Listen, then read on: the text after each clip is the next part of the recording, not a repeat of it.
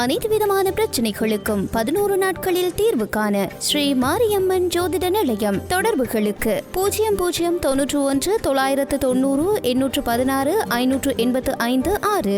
வணக்கம். இது ஐபிசி தமிழின் இன்றைய பிரதான செய்திகள். முதலில் தலைப்புச் செய்திகள். எனக்கு விளம்பரம் தேவையில்லை, ஜனாதிபதி ரணில் பகிரங்கம். ஜனாதிபதி தேர்தலில் தமிழரசு கட்சியின் நிலைப்பாடு விளக்கம் அளிக்கும் சுமந்திரன். நாவலுக்கு வாக்குகளை பெறுவது சவால் மிக்கது, இப்படி கூறுகின்றார் கம்மன்பில. இடைக்கால ஜனாதிபதி ஒருவரை தெரிவு செய்ய போவதாக எண்ணி கட்சி தாவுகின்றனர். ஜனாதிபதி தேர்தலில் ரணில் அரசியல் வியூகம் தோற்கடிக்கப்படுமா? மஹிந்த ஆரூடம். ரணிலின் நாடகத்தை தமிழ் மக்கள் நம்ப மாட்டார்கள், தேசிய மக்கள் சக்தி விசனம். சஜித்துடன் ரிசாத் இணைய இதுதான் காரணம். ஊழலுக்கு எதிரான வரலாற்றை புரட்டி பாருங்கள், ஒன்றிணைய சஜித் விடுத்த அழைப்பு. தொடர்பான விரிவான செய்திகள். ஜனாதிபதி தேர்தலில் தம்மை முன்னிலைப்படுத்தி விளம்பரப்படுத்துவதற்கு எண்ணவில்லை என்றும் தேசத்தின் மீது மட்டுமே கவனம் செலுத்துவதாகவும் ஜனாதிபதி ரணில் விக்ரமசிங்க தெரிவித்துள்ளார். அத்துடன் இந்த ஆண்டு நடைபெறும் ஜனாதிபதி தேர்தலானது தேசத்தின் எதிர்காலத்தை பற்றியது என்றும் அவர் குறிப்பிட்டுள்ளார். இயலும் ஸ்ரீலங்கா இணக்கப்பாட்டின் 34 கட்சிகள் மற்றும் கூட்டணிகள் இடம்பெற்ற கூட்டத்தில் அவர் இவ்வாறு தெரிவித்துள்ளார். நாம் நாட்டை பொறுப்பேற்ற போது அத்தியாவசிய பொருட்களை பெறுவதற்கு நிதி இல்லாத ஒரு நாடாக காணப்பட்டது. எரிபொருள் மற்றும் எரிவாயு வரிசைகள் இருந்தன. சிலர் கடமையை செய்யாமல் தப்பியோடிவிட்டனர். நாங்கள் தேசத்தை அடுத்து ஸ்திரப்படுத்தினோம். இன்று நமது வெளிநாட்டு கையிருப்பில் 84 பில்லியன் அமெரிக்க டாலர்கள் உள்ளன. பணவீக்கத்தை கட்டுப்படுத்த எங்களால் முடிந்தது என்று ஜனாதிபதி மேலும் தெரிவித்துள்ளார். இதேவேளை எதிர்வரும் ஜனாதிபதி தேர்தலில் ரணில் விக்ரமசிங்கவுக்கு தமது ஆதரவை வெளிப்படுத்தும் வகையில் 34 கட்சிகளும் கூட்டணிகளும் இணைந்து உடன்படிக்கை ஒன்றில் கைச்சாத்திட்டுள்ளமை குறிப்பிடத்தக்கது. ஜனாதிபதி தேர்தலில் சரியான நேரத்தில் தமிழரசு கட்சியின் நிலைப்பாட்டை அறிவிப்போம் என நாடாளுமன்ற உறுப்பினர் எம்பி சுமந்திரன் தெரிவித்துள்ளார். ஜனாதிபதி தேர்தல் தொடர்பில் கிளிநொச்சியில் ஊடகங்களுக்கு கருத்து தெரிவிக்கும் போதே இதனை கூறியுள்ளார். ஜனாதிபதி தேர்தலில் வேட்புமனு தாக்கல் நிறைவடைந்துள்ளது என்றும் ஏனைய கட்சிகள் தமது ஆதரவு நிலைப்பாட்டை வெளியிட்ட நிலையில் தமிழரசு கட்சி எப்பொழுது தமது நிலைப்பாட்டை வெளியிடும் எனவும் ஊடகவியலாளர்கள் எழுப்பிய கேள்விக்கு பதிலளிக்கும் போதே அவர் இவ்வாறு தெரிவித்துள்ளார். கடந்த 3 ஜனாதிபதி தேர்தல்களிலும் தேர்தலுக்கு அண்மித்த காலத்தில் தான் தமது நிலைப்பாட்டை அறிவித்தோம். இந்த தடவை ஒரு வித்தியாசமாக வர வேண்டும் என்ற எந்த தேவையும் கிடையாது. எல்லா வேட்பாளர்களின் தேர்தல் அறிக்கையை எதிர்பார்க்கின்றோம். அவர்களின் தேர்தல் அறிக்கையில் முழு நாட்டுக்கும் என்ன சொல்லியிருக்கின்றார் என பார்த்து சரியான நேரத்தில் அறிவிப்போம் என்றார். கோட்டபாய ராஜபக்சவுக்கு ஆணை வழங்கிய 69 லட்சம் மக்கள் ராஜபக்சர் குடும்பம் மீது வைராகியத்துடன் உள்ளார்கள். தேர்தலில் 3% வாக்குகளை பெறுவது கூட பொதுஜன பெரமுனவின் ஜனாதிபதி வேட்பாளர் நாமல் ராஜபக்சவுக்கு சவாலானது என பிவிதிரகல உரிமைய கட்சியின் நாடாளுமன்ற உறுப்பினர் உதய கம்மன்பில தெரிவித்துள்ளார். ஜனாதிபதி தேர்தலில் இம்முறை 39 பேர் போட்டியிடுகின்றார்கள். பிரதான ஜனாதிபதி வேட்பாளர்களின் சகாக்களாகவே ஒரு தரப்பினர் போட்டியிடுகின்றார்கள். கட்டுப்பணம் வைப்பிலிடும் தொகை குறைவானதால் எவ்வித வரையறை இல்லாமல் பலர் போட்டியிடுகின்றார்கள். 1981ஆம் ஆண்டு அறிமுகப்படுத்தப்பட்ட கட்டுப்பணம் தான் இன்றும் அமலில் உள்ளது. அங்கீகரிக்கப்பட்ட அரசியல் கட்சிகளுக்கு 5000 ரூபாய், சுயேட்சை வேட்பாளருக்கு 75,000 ரூபாய் என்ற அடிப்படையில் கட்டுப்பண தொகை காணப்படுகின்றது. பொருளாதார பாதிப்புக்கு பின்னர் வாழ்க்கை செலவுகள் பன்மடங்கு அதிகரித்துள்ள நிலையில் கட்டுப்பண தொகை அதிகரிக்கப்படவில்லை. நாடாளுமன்ற தேர்தலில் ஒரு ஆசனத்தை கூட கைப்பற்றாத அரசியல் கட்சிகள் ஜனாதிபதி தேர்தலில் அங்கீகரிக்கப்பட்ட அரசியல் கட்சியாக ஜனாதிபதி தேர்தலில் போட்டியிடுகின்றன. ஆகவே அங்கீகரிக்கப்பட்ட அரசியல் கட்சிகள் போட்டியிடும் போது அதற்கான வரையறைகள் அரசியலமைப்பு ஊடாக விதிக்கப்பட வேண்டும். மறுபுறம் சுயேட்சை வேட்பாளருக்கான கட்டுப்பணத்தை 1 கோடியாக அதிகரிக்க வேண்டும். ஜனாதிபதி தேர்தலில் யார் முன்னிலையில் உள்ளார்கள் என்று குறிப்பிட முடியாது. ஏனெனில் 22% வாக்காளர்கள் யாருக்கு வாக்களிப்பது என்பதை இதுவரை தீர்மானிக்கவில்லை. இவர்களை இலக்காக கொண்டு பிரச்சார பணிகளில் ஈடுபட்டுள்ளோம். 69 லட்சம் மக்களான ராஜபக்சகளின் குடும்ப சொத்தல்ல, சுவீட்சமான எதிர்கால கொள்கை திட்டத்துக்காகவே 69 லட்சம் மக்கள் கோட்டபாய ராஜபக்சவை ஜனாதிபதியாக்கினர். சுவீட்சமான கொள்கையை செயற்படுவதை விடுத்து கோட்டபாய ராஜபக்ச பெசில் ஜிலிசங் கொள்கையை செயற்படுத்தினார். இதனால் நாட்டு மக்கள் அவரை விரட்டியடித்தார்கள். 69 லட்சம் மக்கள் ராஜபக்சர்கள் மீது வைராக்கியத்துடன் உள்ளார்கள். ஆகவே பொதுஜன பெரமுனவின் ஜனாதிபதி வேட்பாளர் நாமல் ராஜபக்ச 3% வாக்குகளை பெறுவது கூட சவால் மிக்கது என்றார். நாடாளுமன்றத்தில் இடைக்கால ஜனாதிபதி ஒருவரை தெரிவு செய்யப் போவதாக நினைத்துக் கொண்டு தற்போது பலரும் கட்சி தாவிக் கொண்டிருக்கின்றார்கள். ஆனால் செப்டம்பர் 21ஆம் தேதி 170 லட்சம் வாக்காளர்களே தமக்கான ஜனாதிபதியை தெரிவு செய்யப் போகின்றார்கள் என்பதை நினைவுபடுத்துவதாக எதிர்க்கட்சித் தலைவர் சஜித் பிரேமதாச தெரிவித்துள்ளார். இலங்கை தாயை பலப்படுத்தும் பயணத்தில் எம்முடன் இணைந்து கொள்ளுமாறு குருநாகல் மக்களுக்கும் நாட்டு மக்களுக்கும் அழைப்பு விடுக்கின்றேன். நாம் நடைமுறை சாத்தியமான முற்போக்கான எதிர்க்கட்சி என்ற ரீதியில் மக்களுக்காக குரல் கொடுத்து அவர்களை போராடினோம். ஐக்கிய மக்கள் சக்தியின் நிபுணத்துவ குழு ஊழல் மோசடிக்காக போராடியது. நான் மேடைகளில் நாடகங்களை அரங்கேற்றவில்லை.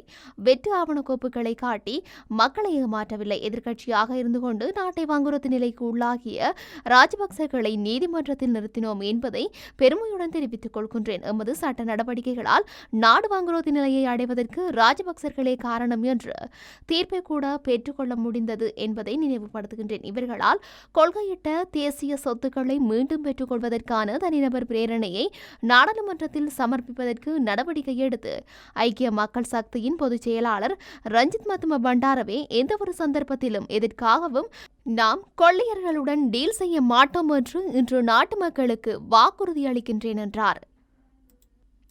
ஜனாதிபதி தேர்தலில் வெற்றியடைவதற்காக அமைக்கப்பட்ட வியூகமே 39 வேட்பாளர்கள் என முன்னாள் தேர்தல்கள் ஆணைக்குழுவின் தலைவர் மஹிந்த தேசப்பிரிய தெரிவித்துள்ளார். சிங்கள பௌத்த தேசியவாத வாக்குகள், ராணுவ பின்னணியான வாக்குகள், ஊழல் முறைகேட்டுக்கு எதிரான வாக்குகள், புதிய பொருளாதார திட்டங்களுக்கான வாக்குகள் என ஒவ்வொரு பின்னணியிலும் சஜித் பிரேமதாச மற்றும் அனுரகுமார திசாநாயக்கவுக்கு கிடைக்கும் என எதிர்பார்க்கப்படும் வாக்குகள் கிடைக்காமல் பிரிக்கப்படுகின்றது. இந்த பின்னணியுடனேயே பொருளாதார வீழ்ச்சி யுகத்தில் உச்சமாக எரிபொருள் எரிவாயு வரிசை கலாச்சாரத்துக்கு நான் தான் முடிவு காட்டியதாக கூறும் ரணில் விக்ரமசிங்க எரிவாயு சின்னத்தில் போட்டியிடுகின்றார். மக்கள் நாடாளுமன்ற உறுப்பினர்களை நம்புகின்றார்களா அல்லது புதிய மாற்றத்தை வெளிப்படுத்துகின்றார்கள் என்பதை தேர்தல் முடிவுகள் வெளிப்படுத்தும். எனினும் ஒரு ஜனாதிபதி தேர்தல் களத்துக்கு அடிப்படை கட்டமைப்பை உருவாக்கி வைப்பதற்கு நாடாளுமன்ற உறுப்பினர்களின் எண்ணிக்கை பலமாக பார்க்கப்படும் என்றார்.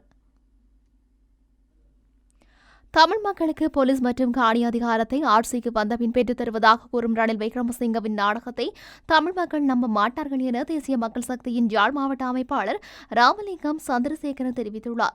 தற்போது ஜனாதிபதி தேர்தலில் 22 அரசியல் கட்சிகள் மற்றும் 17 சுயேட்சை குழு வேட்பாளர்கள் போட்டியிடுவதற்கு தகுதி பெற்றுள்ளனர். அநேகமாக சுயேட்சை குழு வேட்பாளராக களமிறங்கியவர்கள் ரணில் விக்ரமசிங்கவின் நிகழ்ச்சி நிரலில் களமிறக்கியவர்கள் தேசிய மக்கள் சக்தி, தமிழ், சிங்கள, முஸ்லிம், மலையக மக்கள் பிரதிநிதித்துவப்படுத்தி நாட்டின் ஒளிமயமான எதிர்காலத்தை ஏற்படுத்துவதற்காக இம்முறை ஜனாதிபதி தேர்தலில் களமிறங்கியுள்ளது. தேசிய மக்கள் சக்தியின் ஜனாதிபதி வேட்பாளர் அனுரவுக்கு அனைவருடைய ஆதரவும் பெருகி வரும் நிலையில் அதனை சகித்துக் கொள்ள முடியாத ஏனைய கட்சிகள் பொய் பிரச்சாரங்களை மேற்கொள்ள ஆரம்பித்துள்ளன. இவ்வாறான ஒரு நிலையில் ரணில் விக்ரமசிங்க தமிழ் கட்சிகளை சதித்து போலீஸ் மற்றும் காணி அதிகாரங்களை மாகாணங்களுக்கு வழங்குவது தொடர்பில் தான் கரிசனையாக உள்ளதாக தெரிவிக்கின்றார். ரணில் விக்ரமசிங்க 41 வருட காலமாக நாடாளுமன்றத்தில் உள்ள நிலையில் 6 தடவைக்கு மேலாக எதிர்க்கட்சி தலைவராகவும் பிரதமர் மற்றும் தற்போது ஜனாதிபதியாக உள்ளார். தமிழ் மக்களுக்கு காணி, போலீஸ் அதிகாரத்தை வழங்க வேண்டுமானால் தனது விசேட அதிகாரத்தை பயன்படுத்தி வழங்கியிருக்க முடியும் என மீண்டும் ஜனாதிபதியாகிய பின்னர் வழங்கப் போவதாக கூறுகின்றார் என தெரிவித்துள்ளார். நிறைய பணம் சம்பாதிக்கக்கூடிய அமைச்சு ஒன்றை வழங்குமாறு சஜித் பிரேமதாசவிடம் ரிசாத் பதியுதீன் நிபந்தனைகள் விதித்துள்ளார் என நாடாளுமன்ற உறுப்பினர் இசாக் ரஜ்மான் தெரிவித்துள்ளார். ஜனாதிபதி ரணில் விக்ரமசிங்கவுக்கு ஆதரவு தெரிவிக்கும் வகையில் கொழும்பில் இடம்பெற்ற ஊடகவியலாளர் சந்திப்பின் போதே அவர் இதனை குறிப்பிட்டுள்ளார். அடுத்த நாடாளுமன்றத்தில் அமைச்சரவை அமைச்சர்கள் மற்றும் பிரதி அமைச்சர்கள் பதவிகள் தொடர்பாக பல நிபந்தனைகள் முன்வைத்து பதியுதீன் சஜித் பிரேமதாசவுடன் இணைந்துள்ளார் என இசாக் ரஜ்மான் கூறியுள்ளார். அத்துடன் சம்பந்தப்பட்ட அமைச்சருக்கு வழங்கப்படும் நிறுவனங்கள் நிறைய பணம் சம்பாதிக்கும் வகையில் அமைய வேண்டும் என அவர் நிபந்தனை விதித்துள்ளதாக இசாக் ரஜ்மான் குறிப்பிட்டுள்ளார். முன்னதாக ஜனாதிபதி தேர்தலில் ரணில் விக்ரமசிங்கவுக்கு ஆதரவளிக்க அகில இலங்கை மக்கள் காங்கிரசின் 3 நாடாளுமன்ற உறுப்பினர்கள் தமது விருப்பத்தை வெளியிட்டிருந்தனர். இதன்படி இசாக் ரஜ்மான், அலிசா பிரீராஹிம், SM முஜ்ராப் ஆகிய உறுப்பினர்கள் இன்று கொழும்பில் நடத்திய செய்தியாளர் சந்திப்பில் இந்த கருத்துக்களை முன்வைத்தனர்.